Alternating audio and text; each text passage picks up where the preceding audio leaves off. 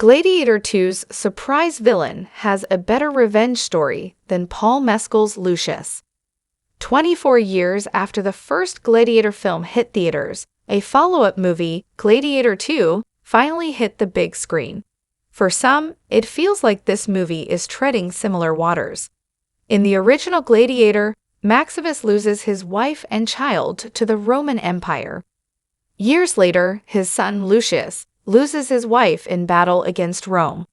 Both gladiators swear to avenge their wives, with Maximus targeting the emperor, while Lucius sets his sights on the general who ordered his wife's death.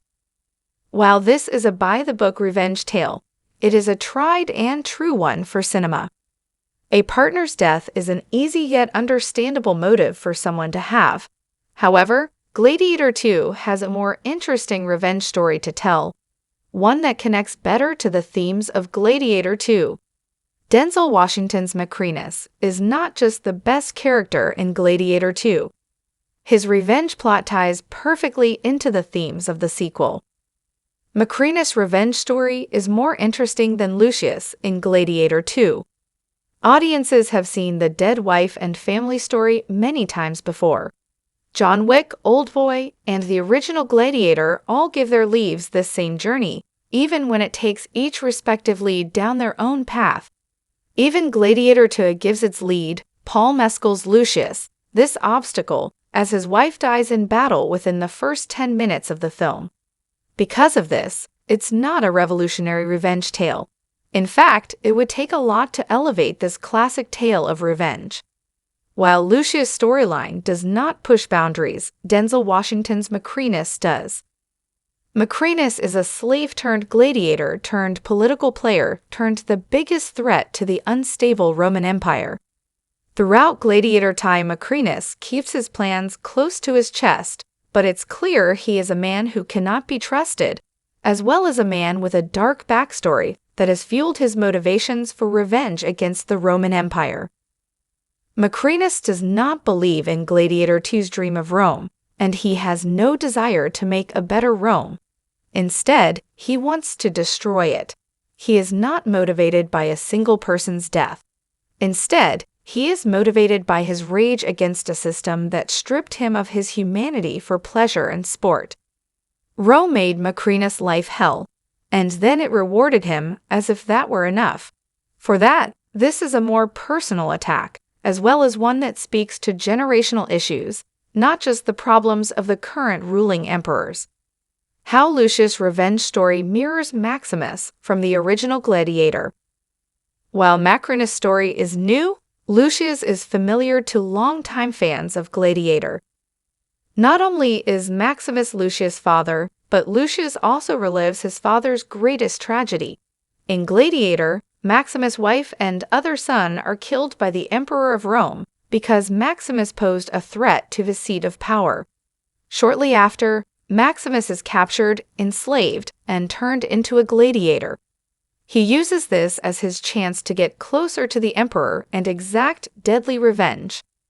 Similarly, Lucius, who was sent away from Rome as a child, and primarily called Hanno in Gladiator 2, finds love. However, the peaceful life he has with his wife, Arishat, comes to an end when Rome attacks their home, killing countless soldiers, including Arishat. Lucius, like his father, swears vengeance on the man he deems responsible for this, a Roman general.